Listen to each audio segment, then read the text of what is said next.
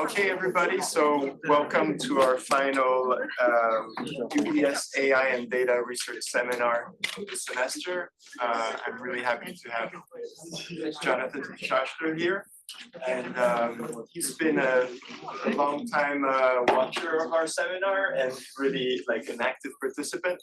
So, you know, for you guys out there who are quant researchers, you know, you too could be here one day. So reach out to me for future seminars. But in the meantime, I'm really excited that Jonathan will be talking about AI and error bars, something that kind of is inspiring to me in that AI is often viewed as a black box, and when we're good statisticians, we like to know, you know, how bad or how good could it be, and I think that that's a little bit the spirit that he'll be taking.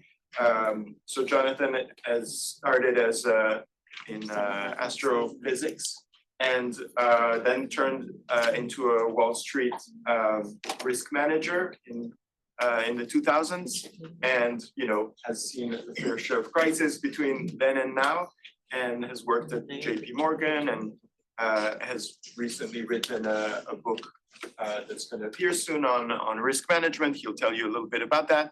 So, you know, a great person to discuss the topics of risk management, specifically in the domain of AI. So I'm very happy to have you, and let's see what we can learn today. Thanks. Thank you so much. So interested in music, I guess, you know, that Sasha moonlights in music, or maybe this is his moonlight and he goes, music is his side chick. But so I'm very interested also in discussion. Good evening. That was a nice introduction. Yes, I'm going to be talking about artificial intelligence with error bars and confidence intervals.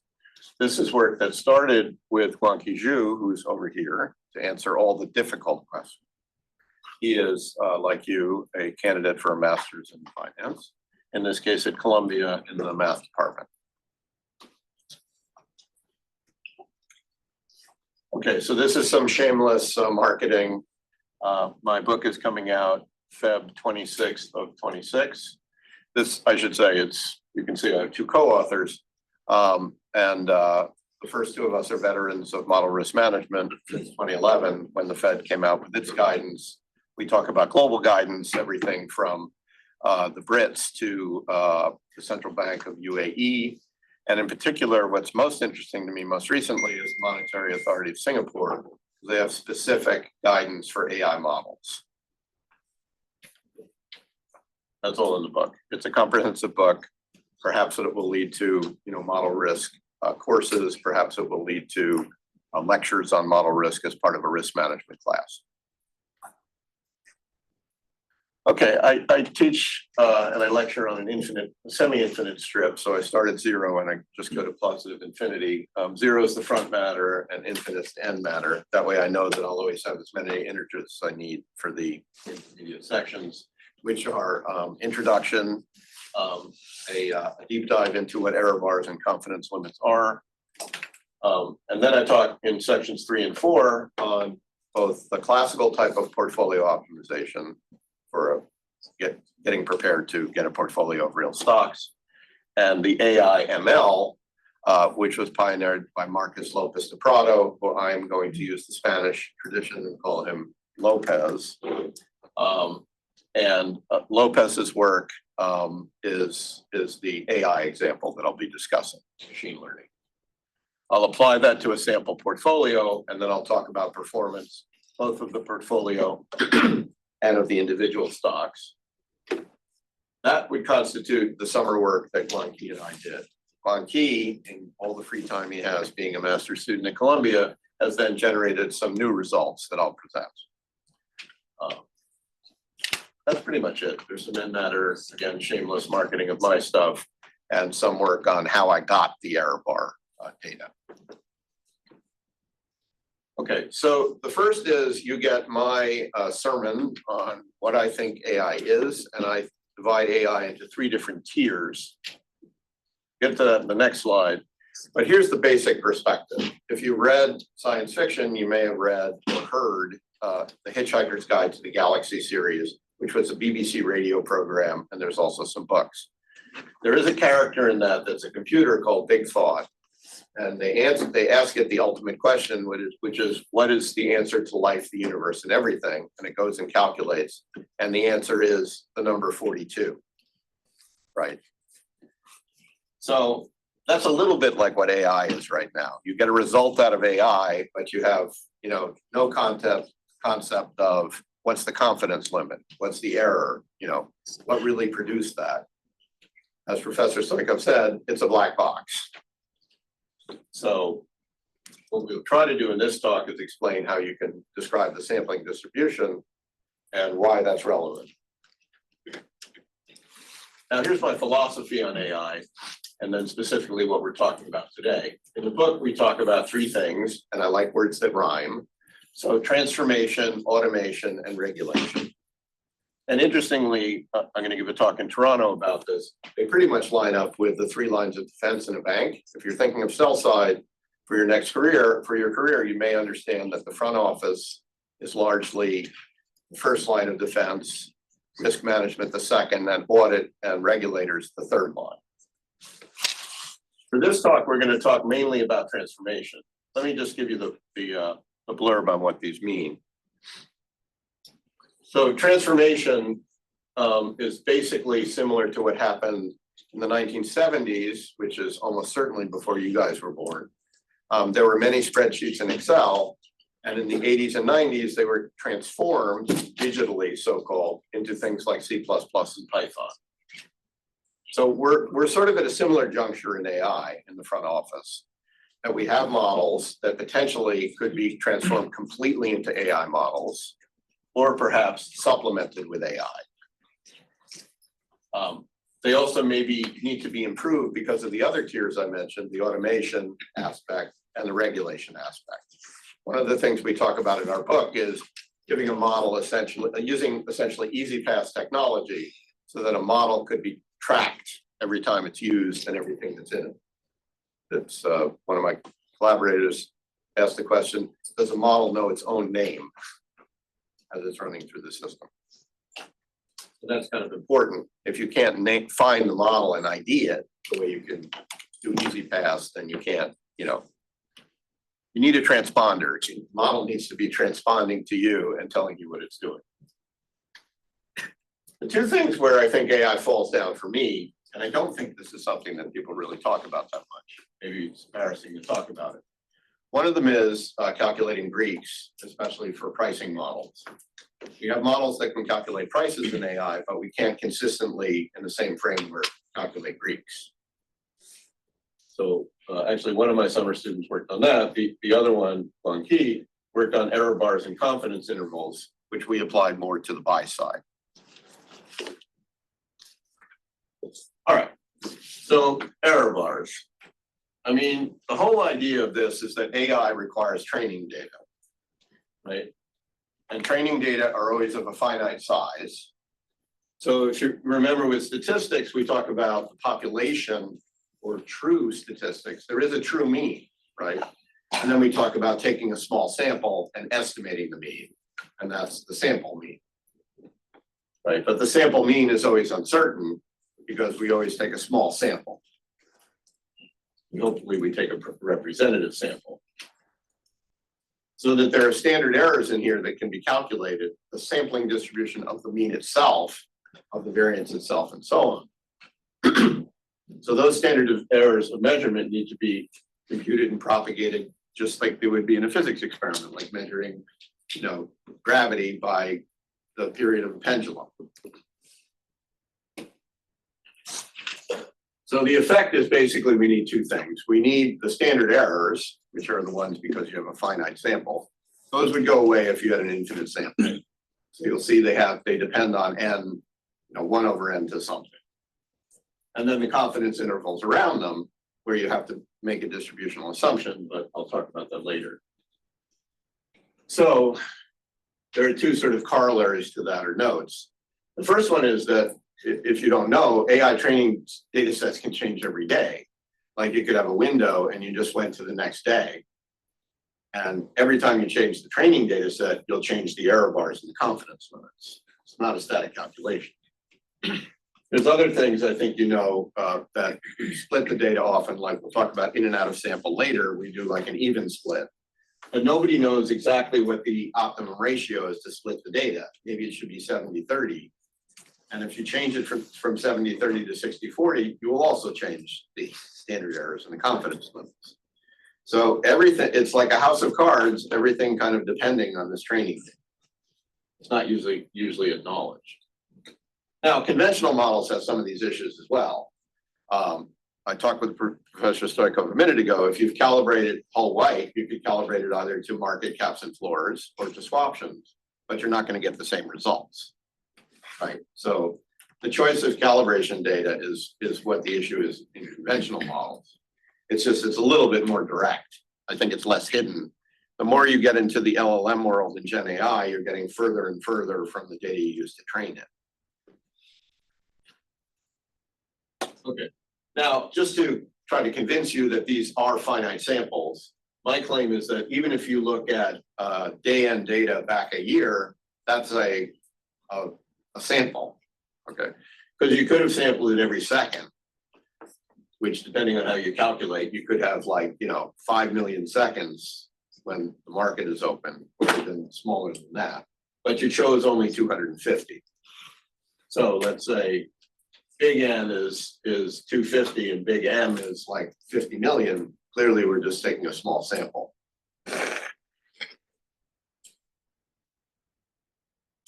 All right, so now I'm going to quote some results and make some assumptions. One of the abbreviations that statisticians use is an UMVU. So that is an estimate of something.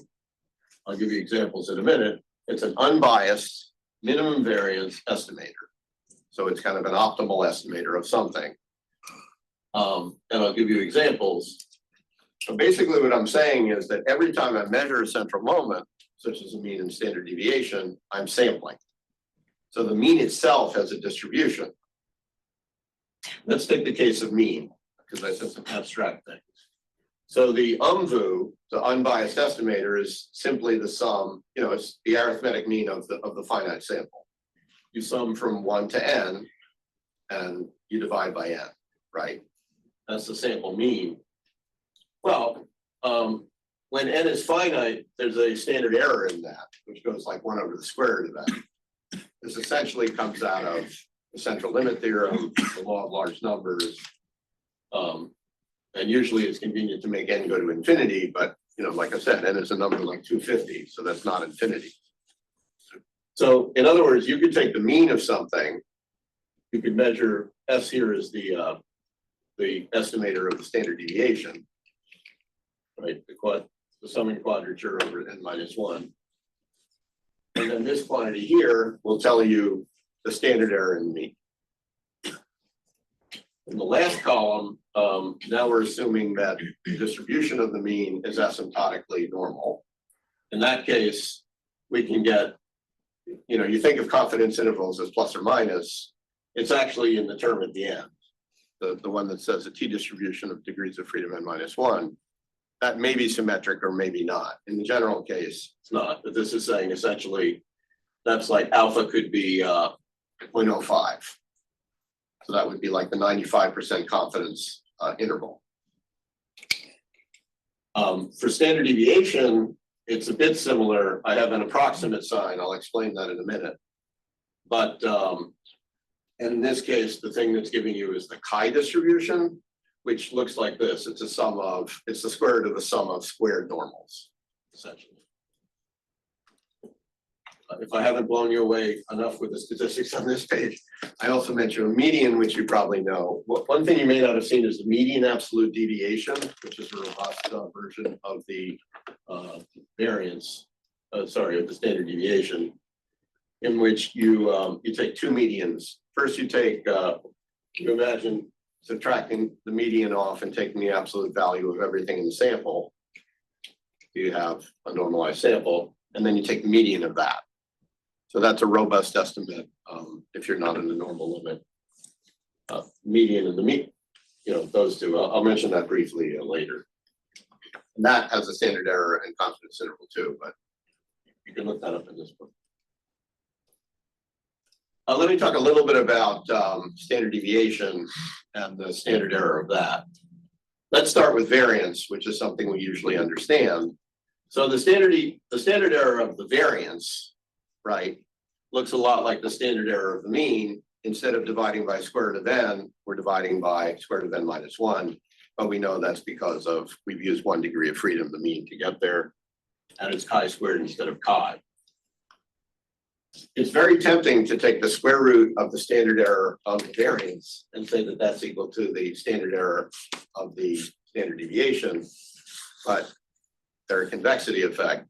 That's not how it works. Standard errors are expectations. We know that with Jensen, when something is squared and you take a square root, you have this inequality. So instead, you have to work out something more like this. And I won't bore you with all this because there's gamma functions and things in it. But essentially what you find at the end is that it's substantially less than what you would get from just taking the square root of the variance. So using the standard error of the variance and taking its square root is an overestimate of the standard error by a factor of, well, you can work this out. It depends on what the slide is. Anyway, that's just sort of a cute result. So at the moment now, we have expressions, so we have some idea what kind of error bars we would put on the measurements of means and standard deviations. And for portfolios, if you're thinking a little bit ahead, like correlation matrices, then essentially you have some measure of the elements of the correlation matrix.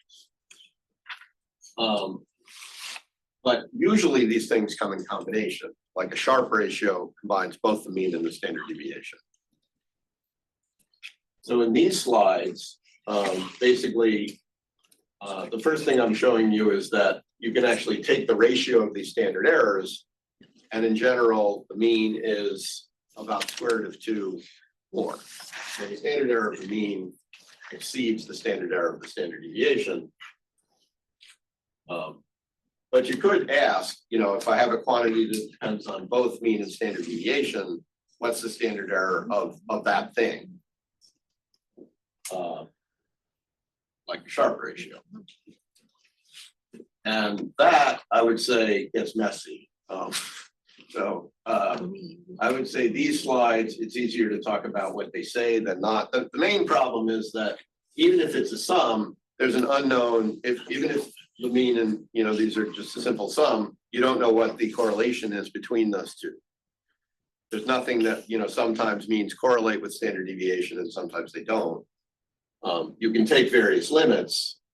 The case that you may have been taught in physics is something like this, that if there's no correlation between mean and standard deviation, then the quadrature sum is what you get. So they teach that in physics 1, that if you're measuring two quantities, you don't add the errors together, you add the variances. So you add them in quadrature. And you can show that. I mean, I state that here. You can, on the next slide, you can prove that. But in general, it's hard to work with these standard errors. Nevertheless, they will show up in things like the Sharpe ratio and the Shortino ratio. Now, maybe not all of you have seen these things, so let me explain. But generally speaking, they combine both means and standard deviations, and we need to know how those change with finite samples. So there are 3 quantities here. R sub P is the portfolio return of the stock portfolio. R sub RF is the risk-free asset return. And R sub T, in the case of Shortino, is a desired return, which could be 0, or it could be the S&P or something like that. So for example, the Sharpe ratio is the excess of the portfolio returns above the risk-free rate. The mean of the sample mean divided by the sample standard deviation. The Shortino ratio adds an indicator function such that it's kind of a worst case, that you're only measuring. So basically what this is usually interpreted as is risk-adjusted return. A treasury might have a low mean, a low return, but it also has a very low standard deviation. A very risky investment could have the opposite.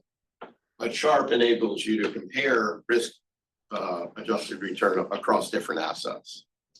A hedge fund manager will talk about what Sharpe he gets or she gets. Higher the Sharpe, the better, the more risk you can get relative to return. Sorry, the more return you can get relative to risk. Right? The inverse of this in statistics is called the coefficient of variation, but we don't care about that. We really care about this. With Shortino, what I was saying is the third parameter is the target. So in this case, we're only measuring the downside. This is the mean over standard deviation, the risk adjusted return only when we do not meet the target performance. So that's kind of a worst case. And in general, I think you may have seen that people are more worried on the downside, and that downside deviation, which we'll mention later, just looking at the deviation of the down returns can often be higher than the upside returns. You know, people panic when their stock goes down. Actually, psychology. You know, in general, you can't really say what the ratio of a mean is to a standard deviation. You can certainly write it out in terms of its umvus.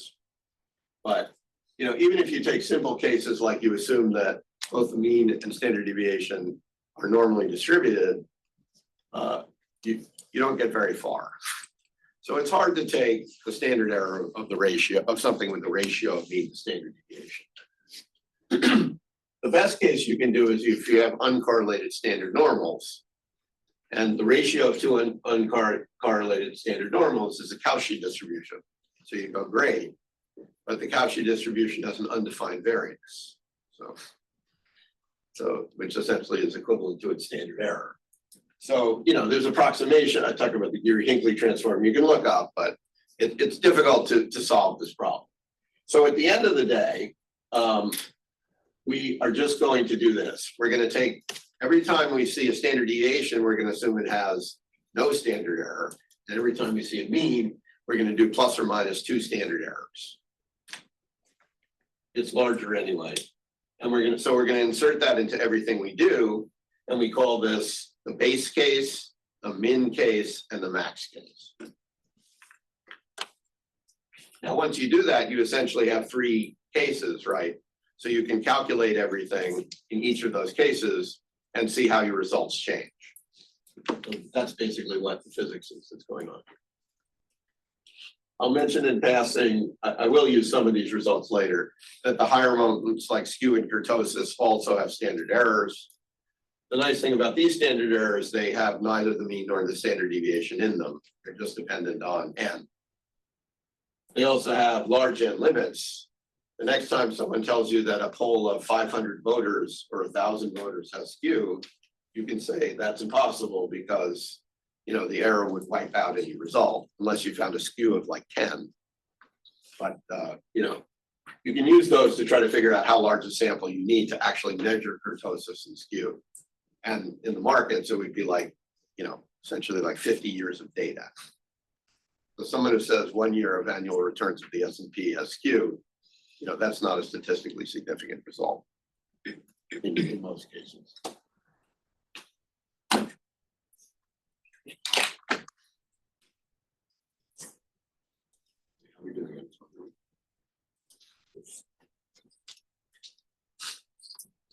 Okay. Yeah, these are, when I have the yellows up there, that means this is like optional. We can talk about a little bit later. So this also applies to things like vars and percentiles, which again are quoted without error bars.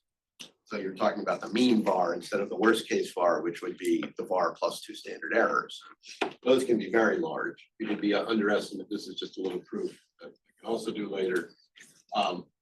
You know, at 99% confidence, if you don't include the error bars, you're essentially could be like 23%.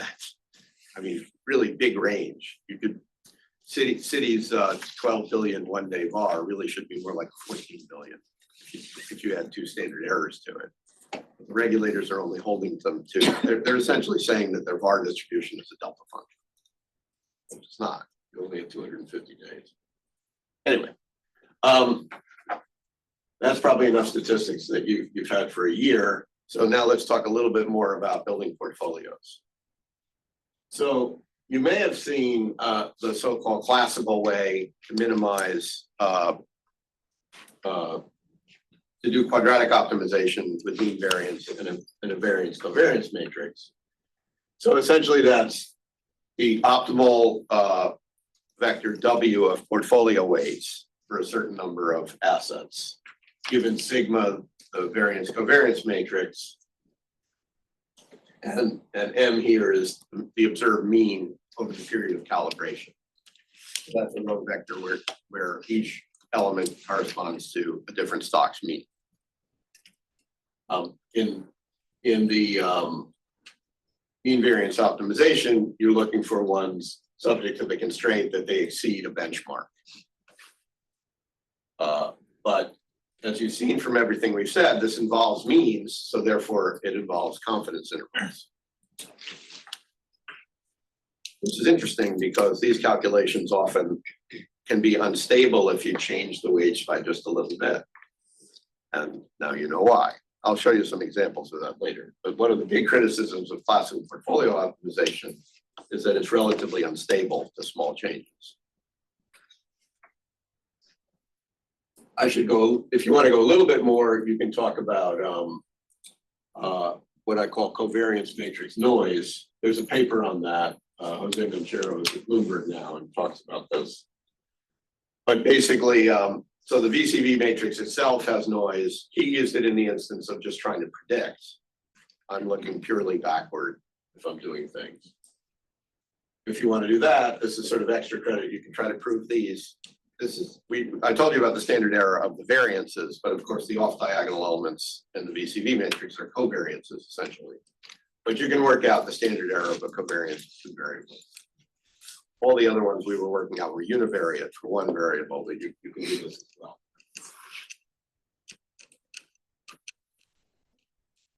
You came here to see the AI stuff, so we finally arrived at the AI stuff. The Lopez HRP model. There are a lot of different ways to choose stocks, but we felt that Dr. Lopez's book, I want to call it Adventures in Machine Learning, but it's called Advances in Machine Learning. This one is an excellent guide and starting point for understanding how to build portfolios by using machine learning AI. Essentially what it does is it manipulates the correlation matrix, it clusters it to find where the important stocks are and eliminates the less important stocks. But I'll go into that in some detail now. So his main insight is that correlation matrices can be noisy. An n by n correlation matrix in general can have some important factors and some non-important factors. And the way we do that is through linear algebra. We look at the eigenvalues of the matrix. We first make sure that we have a matrix that has all the eigenvalues are greater than or equal to 0. And then we get some sense of the, if you will, the dynamic range of the matrix by looking at the largest eigenvalue and the smallest eigenvalue. If that number is like 1, then essentially all the eigenvectors, an n by n matrix has n factors essentially, then they're all equally contributing. But if this is like 10 or 100, then you may only have 1 or 2 factors that are important. So you may only need to, that doesn't mean you can only invest in 2 stocks, but it may be that you can invest in a lot fewer stocks. It's something like you don't have to invest in the S&P 500. You don't have to invest in 500 stocks to replicate the performance. You can do it with just a few factors. So condition number is what that's called. That's the largest to the smallest eigenvalue. Now, the metric that Lopez defined is a metric of rho. So rho ij, so on the main diagonal of the correlation matrix, that's rho ii, those are all equal to 1. But the off diagonal elements are less than or equal to 1. And they're bounded on -1, 1, but less than or equal to 1 in absolute value. So to simplify matters, Dr. Lopez defined a distance measure, which is a square root of 1 minus rho ij over 2. Pretty simple, but we'll explore what that really means. you can then convert every element and every off diagonal, as I said, every diagonal element is going to have row I is 1. So we know that distance is 0, right? This maximizes when row ij is -1, and it minimizes when row ij is 1, right? So this is essentially saying that things are far apart when they're negatively correlated and close when they're positively correlated. But I'll show that a little bit more graphically. On this chart, it's sort of the large condition number cases when the largest eigenvalue is much larger than the smallest eigenvalue correspond to a large range in these distances. So the key thing I'd want you to take away from this is that you can use distance instead of row as the thing to do. Let's talk a little bit about this as a function because we're engineers and mathematicians here. But what does this actually look like as a function of row? So in the top chart, we show this Lopez distance, which varies between 0 and 1. The range is 0 to 1, and the domain is -1 to 1 because that's what row is. So you can see that the distance is a decreasing function of row, right, from 1 to 0. You can also look at its inverse. That's a quadratic. Maybe that's a little more interesting because now you can see that its value, the value of row changes sign at a critical value of distance. I'll tell you what that is. It's pretty easy. Maybe you can do it in your head, but would anyone want to try to guess where it's crossing the x-axis? Over there. It's pretty accurate where it's going.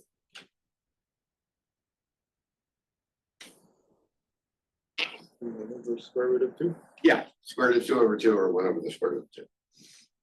Right, so about 0.7. Yes. We won't look too. I'm a physicist, I'm not a true mathematician, so it might not be exactly. Yeah, here are some other properties. One of them is that the distance at 0 is square root of 2 over 2. I extend the domain and the range. We know the maximum range is, this is the for the inverse. So rho is less than 0 means that the Lopez distance is greater than the square root of 2 over 2, or 1 over the square root of 2. Yeah, so you can think of it as the critical value. This is just another way to express it.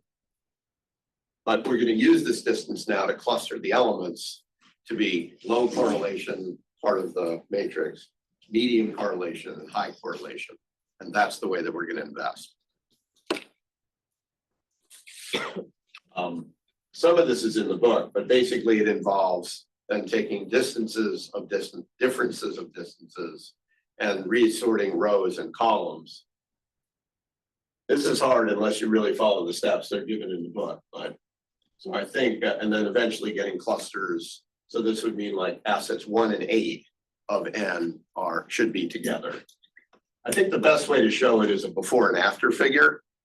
So the top right would be the variance covariant, the correlation matrix that you get just from historical data. The bottom one is when it's clustered.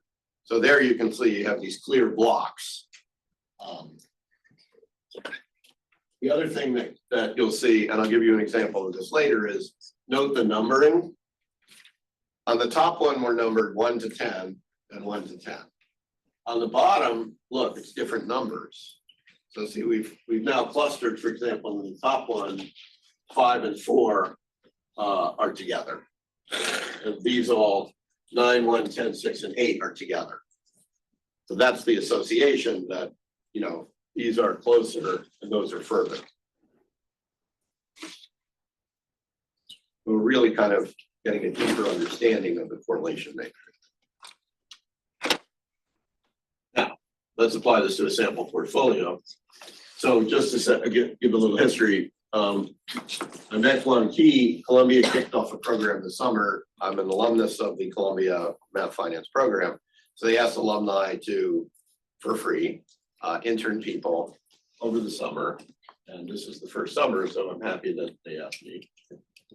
And that's basically where a good bit of the research that I'm presenting tonight came from. He's going to be able to ask all the he will answer all the difficult questions when it comes to asking questions at the He's also looking for jobs, as some of you are maybe too, or maybe there are other quants who are watching me speak and might want to hire him, especially in quantitative portfolio management. The data that we decided to use was essentially 10 years centered on COVID, so 2015 to 2025. In the summer work, we basically took the whole sample and we didn't actually divide it into training and test. We just said that we're essentially going to figure out the weights and then we're going to rerun it as though we knew the weights at the beginning of the period from the spectrum. But it's the same, you know, we were basically doing this as a proof of principle.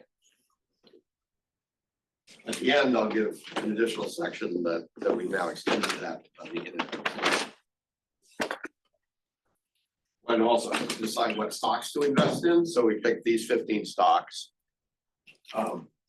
And you know, the performance you get is also intimately related to the stocks that you pick, not just the allocation. But we picked a relatively diverse sample of large cap stocks, some US, some not. Jingdong is a big Chinese consumer firm, for instance. But some familiar names like MasterCard, NVIDIA, and so on. Okay, so then, as I said before, so the data are 135 monthly returns, and we can calculate what I call the base mean monthly return for each stock. That's the first column on the right. Then we can go back and we can add and subtract off the standard errors. I have an appendix that explains how you do that, but basically we know that we can convert from returns. We can get returns from prices by taking a logarithm. So we can get prices from return, but then we can perturb the returns and back out what the prices would be by taking the exponential of those returns. For fun in this table, yeah, so I also list the base standard deviations and something I call the base Sharpe ratio, which is nothing to do with taking off the risk-free rate. It's just the ratio of the base mean to the base standard deviation. So it gives you some idea of the risk-adjusted return for the individual stocks. For example, Pitney Bowes, which is, I guess they use postage stamps and letters, has a negative quote-unquote Sharpe ratio because it is a negative return. At the other end, NVIDIA has the best, a high-performing stock.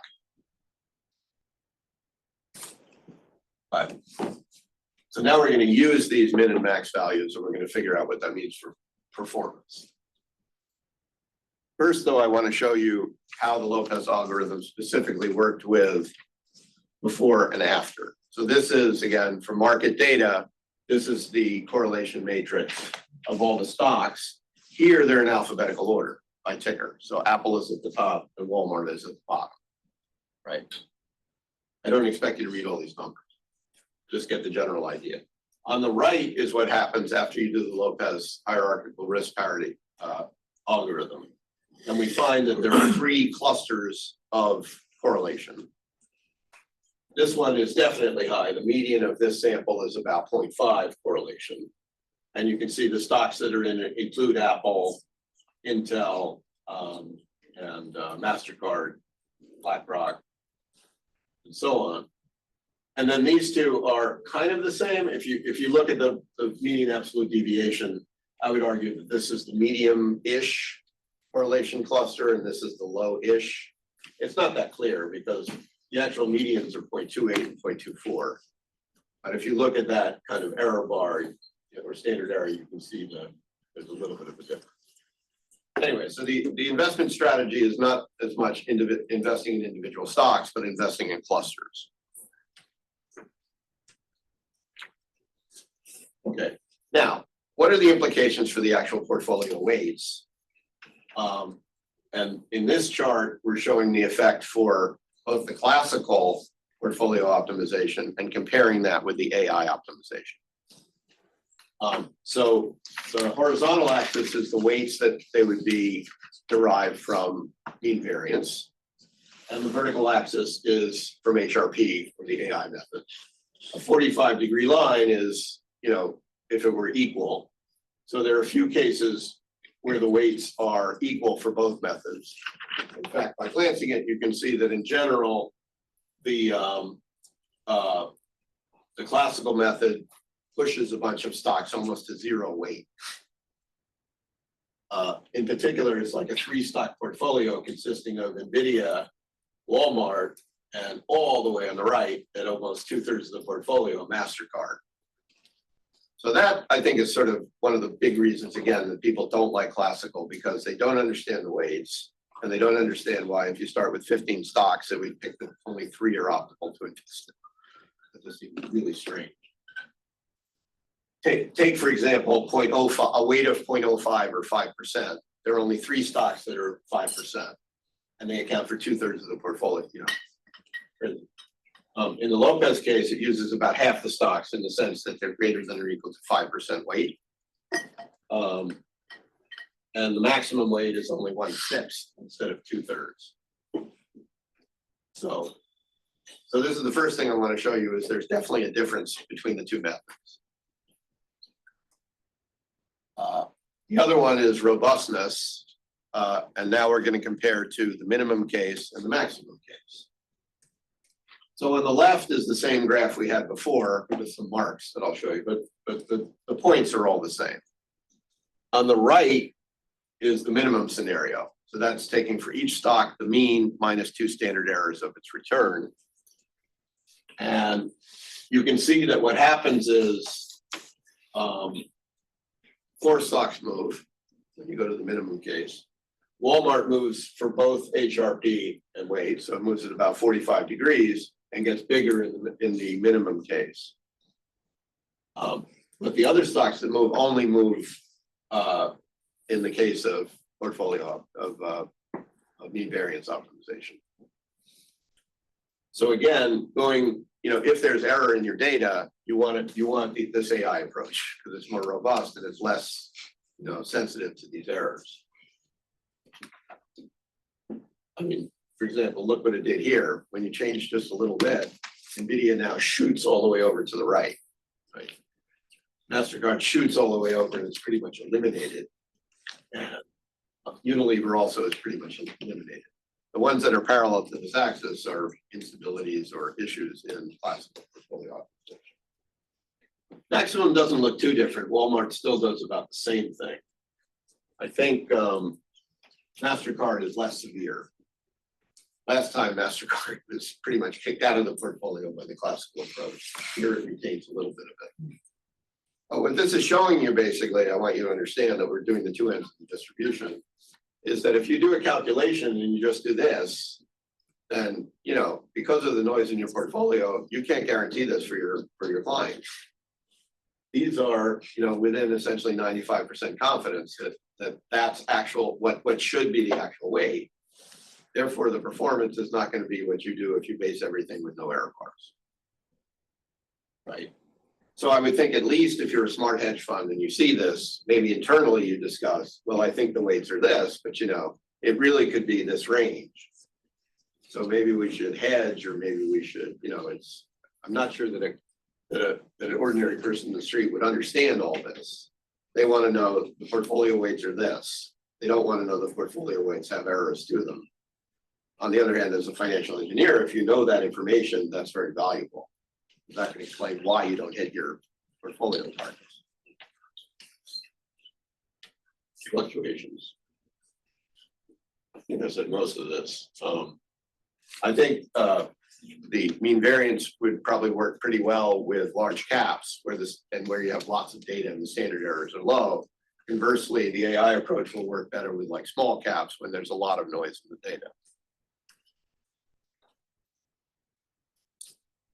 Okay, now one example of how these things affect are just looking at Sharpe ratios. So again, this is the risk-adjusted return.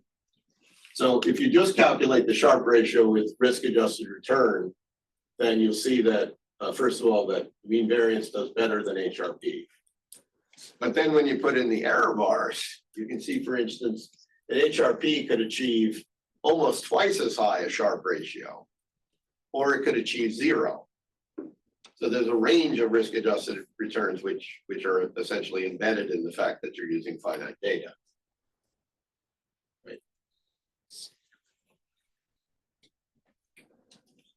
let's see. There's a section on performance and there's a section on the more recent data. If I see that I may have been talking a little bit too slow. Let me just give you the highlights of these charts. The return distributions are pretty much the same. There's no skew or kurtosis within the standard errors. And if you then look at things like PDFs, the CDFs, and do a KS test, you'll find that pretty much either approach to portfolio returns is giving you the same thing overall.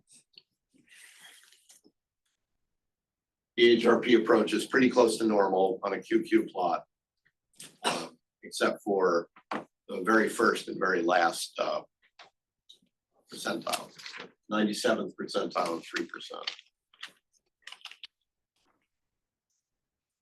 On the downside, HRP generally tends to do better, but it depends on what benchmark you use. So for example, the Shortino ratio, you can say, I want it, the target that at least have every return be positive or every return exceed 2% and so on and so forth. So we worked that out for various cases here. And essentially the Shortino ratio is higher. The risk adjusted return is higher for the mean variance portfolio here, but the downside risk, it's more democratic. It's more. This is just a restatement of that. We can also talk about the effect of individual stocks. I can do that in the questioning. What I wanted to get to is just a little bit now the in and out of sample results, just to finish the talk. So as I said before, the halfway point of the survey is right in the heart of COVID. The split date here that we chose, we divided the data in half between 2015 and 2025 at March 15th, 2020. Is that right? Yeah. Yeah, I might have that somewhere in the chart. Yes. Okay, so that's the dotted line. And so now we're going to do really what one does in AI, which is we're going to use some part of the sample is the in sample, and then we're going to predict the out of sample. So for example, you can do that with the Sharpe ratios. And actually in this case, you get a better Sharpe ratio for and Shortino ratio for HRP. But when you're using the kind of more traditional approach of predicting post 2020 with pre 2020, AI does a better job of risk adjusted return. And then I think I'm wrapping up with this. This is the cumulative return up into the point of the split. So essentially, this is what we're using to predict.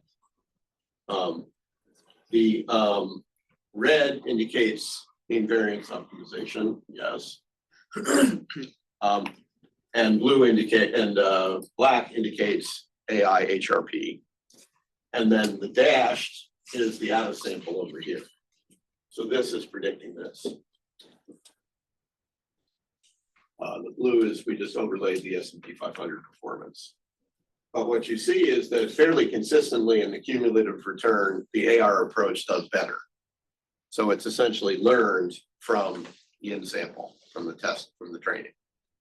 Now I didn't put the error bars on here. That would be, yet more bells and whistles. There's always more work to be done. But the general conclusion then is that we can get some very different results between classical and AI methods. And we can understand a little bit more about the usefulness or the applicability of those methods by remembering that they depend on the training. That's pretty much it. I have some advertisements about myself, like my group on LinkedIn, where I talk about things like this, and my training efforts, and my contact. I want to leave some time for questions. So we have a few online questions. Are there any local questions first?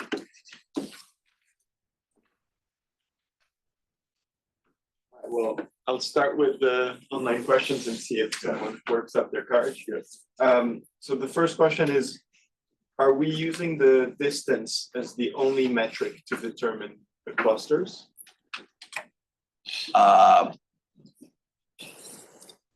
It's the basic one, but it's also the differences of the distances.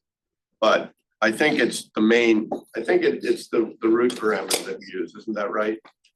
we're doing there's some manipulation with the clusters that are row and column changes. So it's something like Gaussian elimination for there's some linear algebra as well, but you're right, yes, the basic metric is that distance. And is the number of clusters in the portfolio determined, or does it come out of, did you ask it to have 3 clusters, No, or did it find? That's the experimental data, and that's I think that again comes back to the condition number that you had. If you had a small condition number, then I think you would have fewer clusters. If you have a high condition number, essentially the lower clusters are probably less important and might correspond to smaller factors, I think. I don't know, I have to think about it, but I think certainly that. So for k-means, for example, it's a clustering method where you have to specify the k, and Yeah, no, I know that exists in that. No, that's not true here because the correlation's continuous and not discrete. So you could have any distribution of correlations. I think it's the overall distribution of correlations that maps directly right onto distance because it's just a one-to-one. Okay. So do you think this approach is sensitive to the low rank issue in historical correlation estimation? So how robust is it if you use the large stock universe versus a toy model with 15 stocks? I think the number of stocks doesn't matter. It's more the condition number, like how heterogeneous or homogeneous they are. Low rank refers to, matrices which have negative eigenvalues. So we're assuming in all these cases that we've fixed the matrix and we've got a positive. I mean, the rank of the matrix, if the rank is less than the number of stocks, then you have a problem to begin with. So in this case, we don't have a problem. We have all the eigenvalues are positive. But if you found that some of them were negative, then one of the reasons that, yeah, that's right. That's all. If you truly have negative eigenvalues, then you have to fix the matrix before you go to this. I don't think this would work with negative eigenvalues. So for example, combining with the previous question, if we did this on 500 stocks, right, would we end up with, I don't know, 20 clusters, or maybe, do you have a sense of whether that's something that's specified or it just would be an outcome of the method? I think with 500 stocks, the first thing you have to figure out is 500 eigenvalues. That's more than 3 semesters of work. But so I think you're going to have to fix that matrix first. But again, assuming you fixed everything and the data are perfect.